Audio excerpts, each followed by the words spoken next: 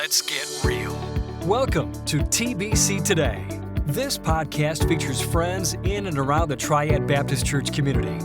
Hear encouraging real-life stories from our weekly guests and inspiring insights from our host, Pastor Rob. To learn more about Triad Baptist Church in Kernersville, North Carolina, visit us online at tbcnow.org. Welcome to today's episode of TBC Today, where Pastor Rob has conversations with people in our church and around our community. Today we're excited to have as our guest Tan Lynn, and Tan's been at our church now for several years. In fact, he's one of the leaders of our deaf ministry here at the church. And if you'd like to learn more about our deaf ministry, visit us online at tbcnow.org. Now, if you're listening to this, we've got a special guest interpreter. Melissa Hagler is our ASL interpreter, and we're grateful to have her here with us today. And if you're watching this on YouTube, of course, you'll get to see all four faces this time. So Pastor Rob's going to have a little conversation with Tan and just see how the Lord has used his life and where the Lord has brought him from. And so, Pastor Rob, are you ready? I'm ready. All right, let's get so real. Son and Melissa, Son, that's the last group. Okay, Tan and Melissa. What we usually do is we turn over the sands of time so that we kind of keep ourselves on track. It's about a 30-minute segment, and so we want to try to do everything we can in that time. If we go over a little, that won't hurt us, but we'll try to stay close to that. Okay. All right. It's great to have you. We're so glad that you're here with us today, and we want to hear your story. And so we're just going to kind of let you start talking about your early years, your birth, and some of the significant things that happened to you. We've done an article on you at the church, but we would like to really put this out on the podcast because it's absolutely an amazing story of God's grace on your life. So we're just going to turn it over to you for a while and start talking. Okay. So is there anything specific you want to ask me? Where'd you grow up? Start with the beginning. Where did you grow up? Hi, my name is Tan Lynn, and I am deaf. I really started out hearing, and I grew up in Vietnam.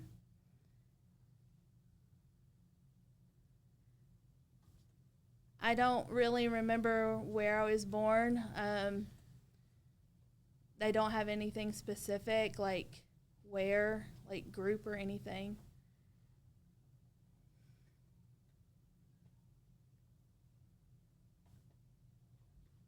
So I was in a crib and look around. That's kind of like my earliest memory.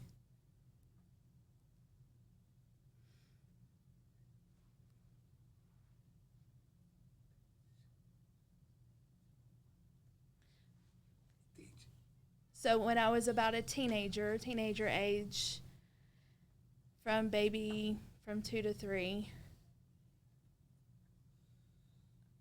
what had happened was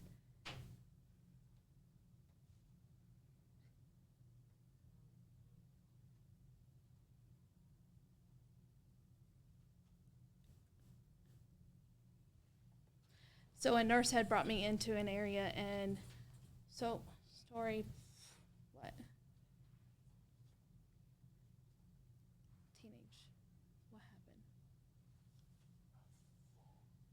So when I was about 2 years old, I was standing in the crib looking out. And I stayed in that area until early teenage years. And then I moved into a different area because of, walking, cribs, had a big table area, and I would walk around. I was really young at that age.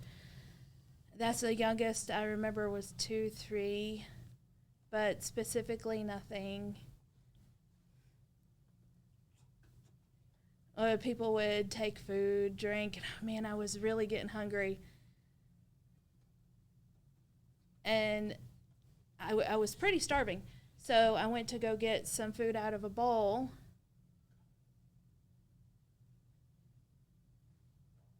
So during this time, it was the Vietnam War, and there was a lot of things going on around us. But I remember one girl came into the room,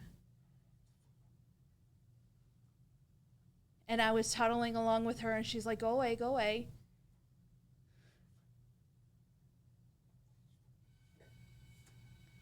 And there were bars, so I was trying to get through the area. And I was I was just trying to run away. And then I went into this big jungle area. I was trying to hide, and it was a long, long run for me. So I decided to go and try and hide in different areas within the jungle. I felt like I felt like I was going to die. And there were lots of soldiers and dead bodies around me. So I continued to run, and bombs started going off.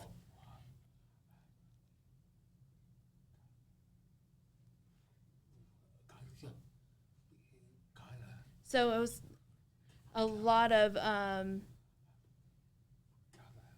so there were a lot of soldiers going around trying to kill each other.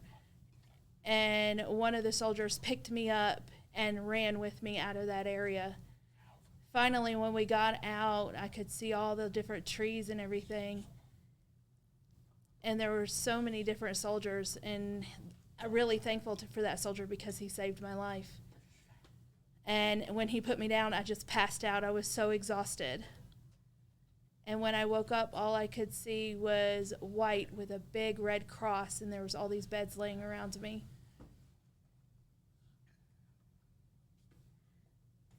So at that time, I was hearing up until that moment, but when the bombs went off, I started to lose my hearing, and then I got sick, and that's how I became fully deaf. I decided later, I don't know, I just kind of followed around with a bunch of people and joined in with the Air Force.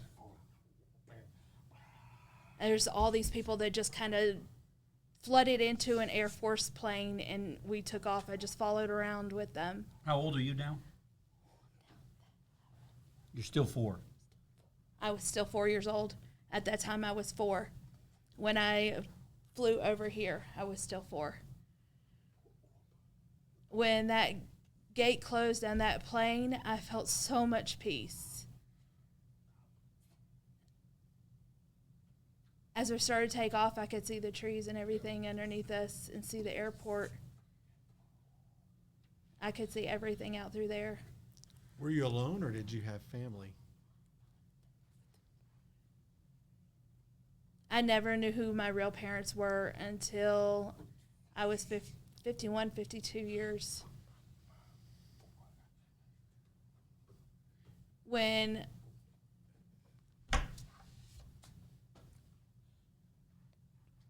So I didn't know who my parents were at all, even until recently. Wow. So anyways, so it was like a few days. So it had been a few days, and we went ahead and changed planes and flew into California. And then we flew all the way over to Pennsylvania. And then we went to the other Air Force, became my home. Well, who's watching after you all this time? There was a Jewish family that was keeping watch out on me. On the plane?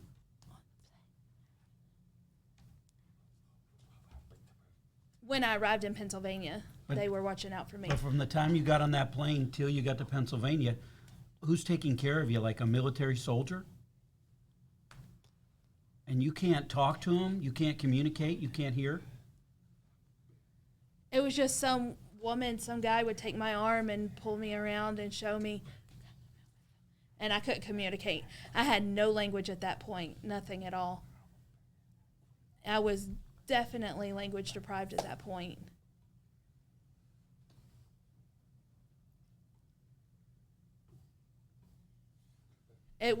I went to a university specifically for deaf, and that's where I got my education. But at that point, I had no language. At 5 or whatever, you went and got the language skill? No, I didn't learn that until I was 6. And it was very frustrating for a year, very frustrating from the age 6 to 7 because it was hard for me. and my behavior was not the best. I was emotionally and mentally scarred from that one. And were you, like when you were on the plane, you said you felt peace getting out of Vietnam, but were you scared still? Because you can't talk to nobody.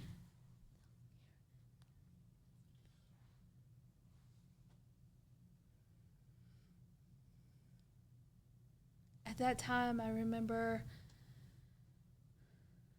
I arrived in Florida with a Jewish family, and I would try and sleep. I'd have horrible dreams, very bad dreams. I would go and get into my foster parents' bed, and they would take me back to my bed over and over again. I would try and hide in several different places throughout the house because I was so scarred from everything that had happened. And then I decided to go in. They decided to try and get me some help, some counseling. And then they took me to a deaf special education to try and help with my behavior, how I was acting, my trying to run away, my hiding. But with everything that happened to me since the moment I was born until then, it was a struggle. It was not until I was about 6 years old, my adopted parents found out what had happened with me when I was in Vietnam.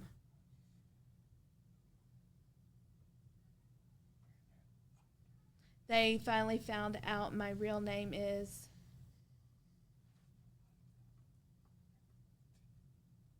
they found out my real name was Tan. And they didn't know what to call me because of all of my behavior. I was so hyper. I could not sit still. I could not pay attention. My behavior was awful, and they just kind of accepted it. Accepted meaning, did they love you and just care for you and were patient? Yes. They really had a hard time with me, especially learning ASL and with my behavior. And then they got an older brother who learned how to sign, and I was like, oh, somebody who matches me, that's awesome, and I felt so much relief. It's a sad story, yes, but my brother did pass away. My older brother passed away. And then my adoptive parents accepted my sister. And then they had a child of their own, a blood child of their own. That's really, I felt like I was alone because I was deaf and didn't have very many people to talk to.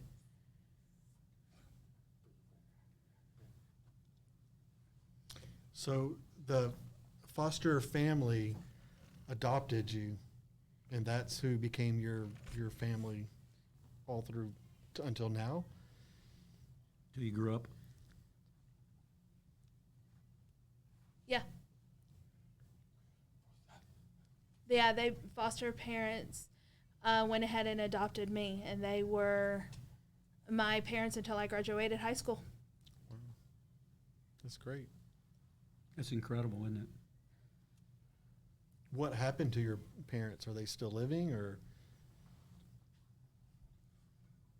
My real parents or my foster parents? Your foster parents. That is an interesting story. So about a year ago,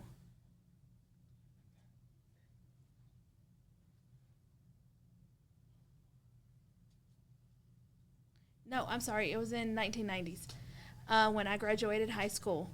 I went to college for 1 year. I decided to go and visit my foster parents' home to see my mom and dad and my Jewish family. I went back to our old house where they were living. Now remember, that's my foster home. They had, during that time, they had moved and decided to move to another, they moved to a different city.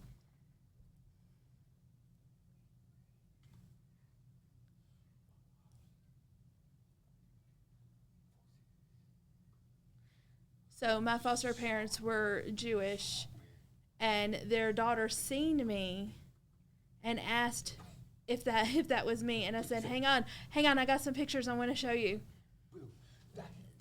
And they showed me some pictures that they had found in the house, people who had moved in.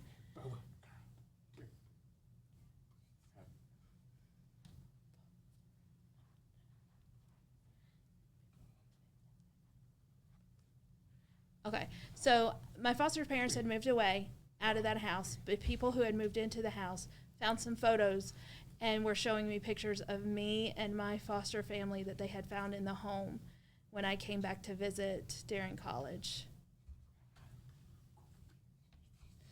So they actually asked me to go visit their Jewish church. So I was like, no, I don't think that's something that I want to do.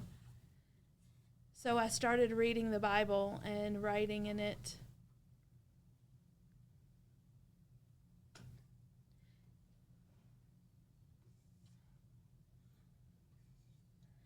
And they asked if I believe in Jesus Christ when I started reading about the Bible. And after a while I did go with them, and I had the little hat, put it on.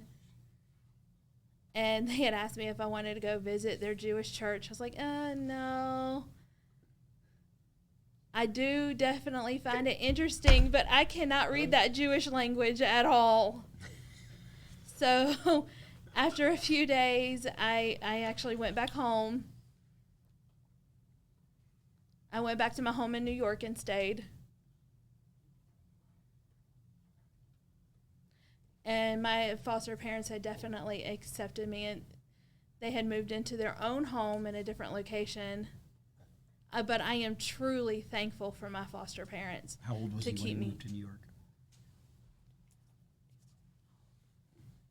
I was 18. 18. I was 18. And I lived there for a very long time. Wow. And it was definitely a challenge doing all the learning and things I needed to. And I was learning quite a bit of sign, and I do English sign language, and they were different. I was doing a lot of English signing with my foster family, but when I moved to New York, I started learning ASL, and that seriously helped my learning and education with learning the ASL part of language. Wow.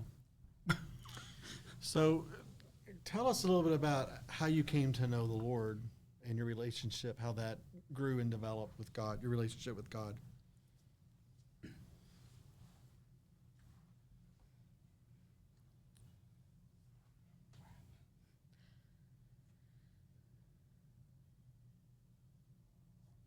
So my wife and I had went to a harvest camp in Tennessee, I believe it was.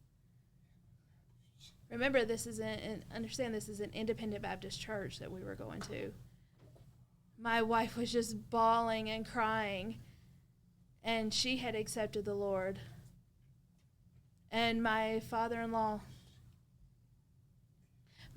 was a deacon. I was like, what happened? Who hurt my wife? I was ready, I was upset. Like, who hurt her? Why is she crying? And when we got into the hotel room, I was like, are you okay? And then she informs me of everything. I started thinking about it. I was like, wow, that's some positive thinking there. That was in 1991. And then we went to college for about a year, 2 years. And there was a deaf student over there who told me he was a deaf pastor. He was cussing like crazy. I'm like, what? I never heard a deaf pastor cuss. I grew up hearing pastors. So we go forward, and I realized that I needed to accept, not only in my mind, but also in my heart. And especially after I saw my wife crying.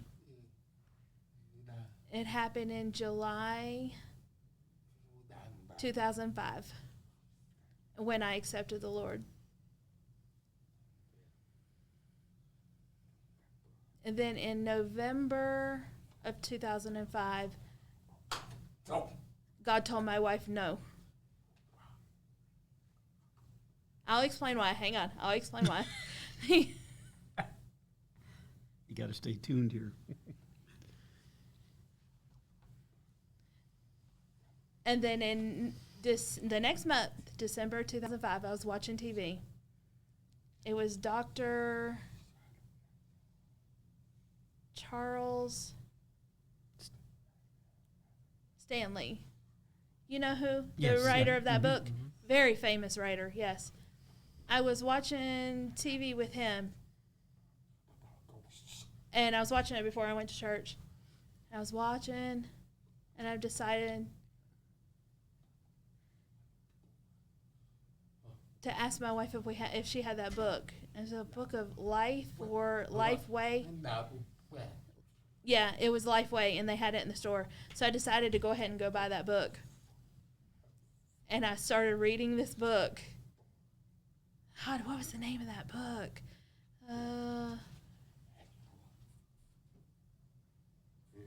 The EXT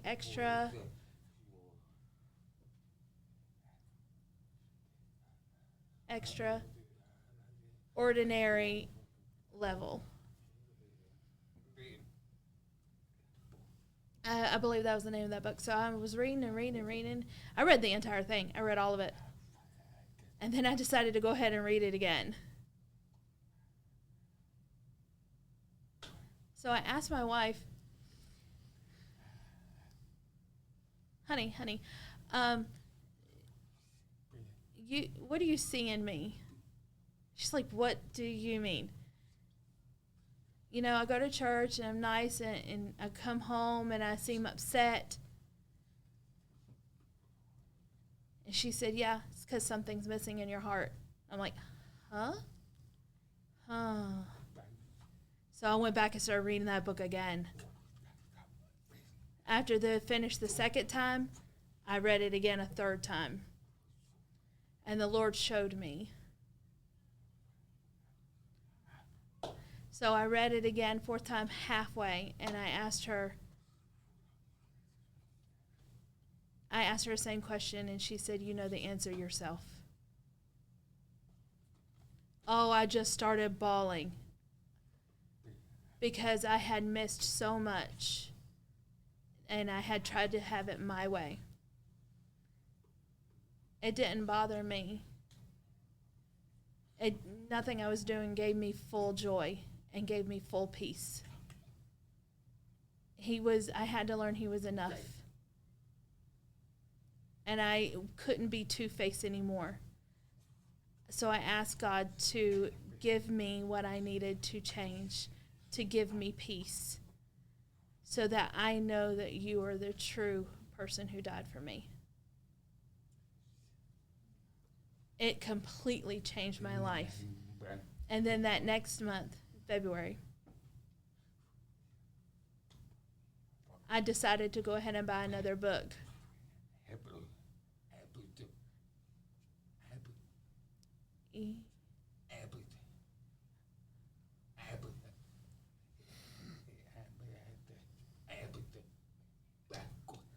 Okay. When you are, the name of book,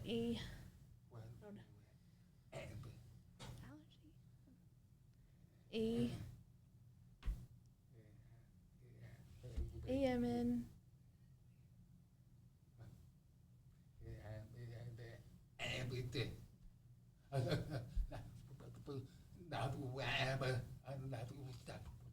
Yeah. So when you love yourself, the opposite of that. What I can't remember the name. Apathy. Apathy. Thank you. Apathy, okay. The two of us are struggling with that word. Okay. When your apathy is strong and you have to accept it into yourself. That was in 2006 in February. And so that's when I decided to buy the other book, When Apathy Affects. So I was reading through that, and God confronted me. You had actually preached a message to the congregation about that. I don't know if you remember. Do you remember that message? No. Yeah, I think you preached He's it again preached a last lot of Sunday. messages. It was about apathy.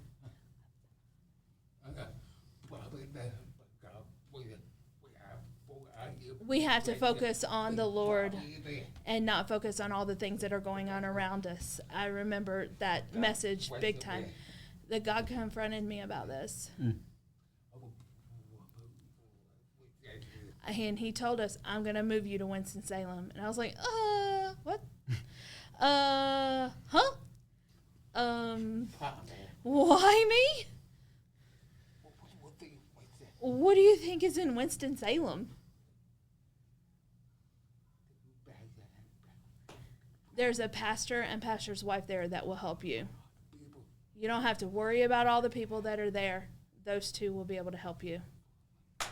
So I was like, okay. And I wrote it down and I put it in the book. And I was like, we'll see. We'll see. And so my wife came in and I said, hey, come here. Come here. Now, I wrote this down and I hid it. And I was like, it's funny. God just told me. And my wife said, nope, I already know. We're going to move. And I was like, okay. My wife asked me, what's up? What'd you write on the note that you hid? So I pulled it out and I gave it to my wife, and she opened it up and read it. And she said, it's best. He knows best. And I told her, we don't have the money. We don't have the money. We're trying to save for retirement and everything. And she said, no, we're going to do what God said. That's what she said. But remember, my wife told God no. But my wife informed me that God had already told her. God had already told my wife that we were going to move to Winston-Salem, and she looked at him and said, no, I'm tired. I'm sick of moving around all the time. Because my dad was in the military, but if you want us to move, you have to tell my husband. And then the next month, and then 2 months later in February, God called us to move. Before that, I was not ready to move. We definitely didn't have the money. We didn't have the support to move all the way to Winston-Salem. That is what God showed me. If you believe in me, you'll be willing to obey me. What did I do to Noah? He trusted me, and I told him what to do. He had to be willing. He had to have the heart. And so I said, okay, we're going to go ahead.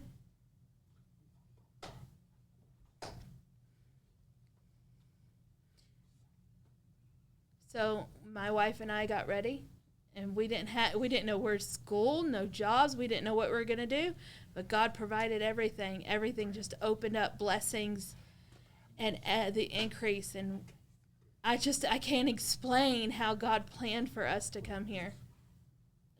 With our family, it was truly a big step of faith.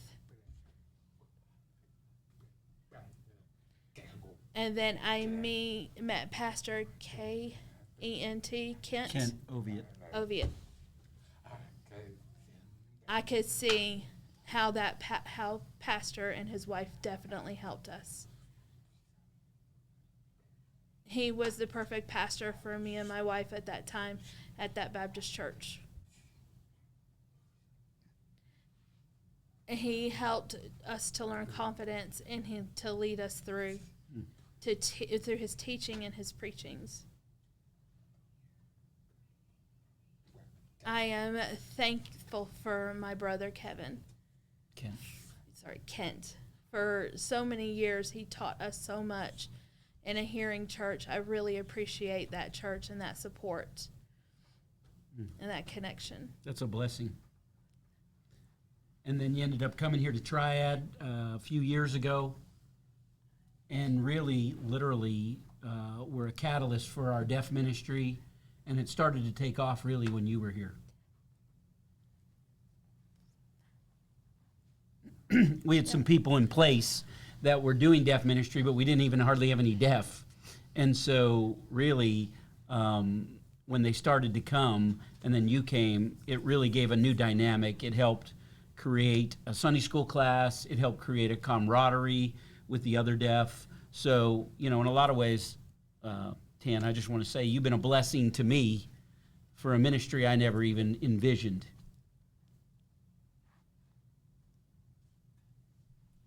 Tell us a little And bit not about... thank me, thank him. True. Tell us a little bit about our ministry here at the church and some of the things that if someone in the deaf community wanted to get involved and wanted to worship here, what are some ways they could do that?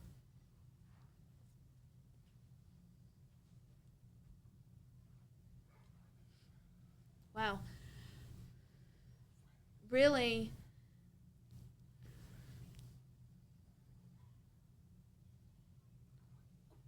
so what do you mean by that question? Can you expand a little bit Well, more? I just meant tell a little bit about our worship experience on Sunday morning, what we offer on Sunday evenings, and then Sunday school are kind of, as well as you guys do some activities and some fellowship things together. Expound on that a little bit for those who may be interested in connecting with us here at the church. Or deaf, or want to help.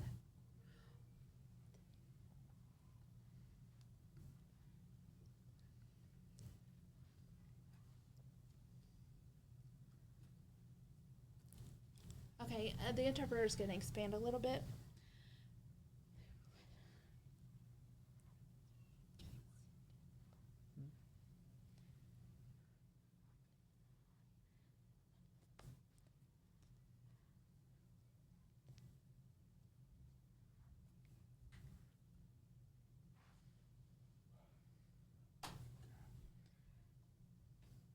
Really, I asked God to help me to open up this ministry with the deaf a little bit more.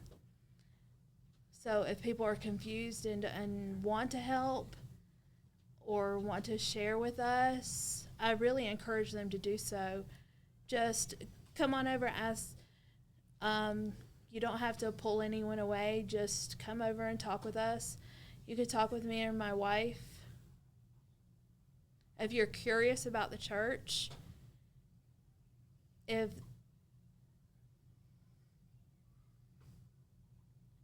a lot of people ask us if we have a deaf pastor, I say no, not yet, but we have good interpreters. And if you're wanting to learn, you be patient with us. And they could just show up if they want to. We have Bible studies if you desire to learn more. It's more like a small group that come together, and we're happy to have anyone if you want to help. If they don't have something at their home church, I'm happy to go and explain in their home the Bible if they want. And sometimes the friend connections are also very important. If you have friends who want to come on. We have interpreters who can. You have to be patient with us all. We have some that are still working and graduating through school.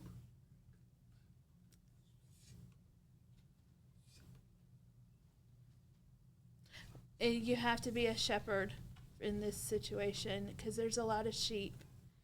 Some haven't accepted all the way, some have. And if you're not sure, you can always ask the pastor, and an interpreter can help you to set up an interview and conversation with the pastor if you want. But seriously, if you want to teach, it takes a long time to learn. It's not like our level, like we are now. And you have to make sure you're planting seeds. Some have accepted, some haven't accepted Christ at this time, so we just have to show them and encourage them. That's great. It's very good. Good. We have 2 services on Sunday morning, but our 10:30 service, we have deaf interpreters. For that service, as well as they have a Sunday school class that meets about 9 or 9:15 a.m. Tan can correct me if I'm wrong. Yeah, it does. 9:15. 9:15. And then we have a class that meets on Sunday night that's led by Tan, and that's more of teaching and education, I believe. Help me out Like with that. sign 5:30 language. sign language class at 5:30 p.m. on Sunday nights. Yeah, it's an ASL class. It's more of an ASL training to improve your sign language. And then we have different levels for those training classes to help improve. So in case we want to call you to improve your sign language, maybe you want to do educational or medical or something of that nature. But our goal is to do interpreter training to majorly help improve them.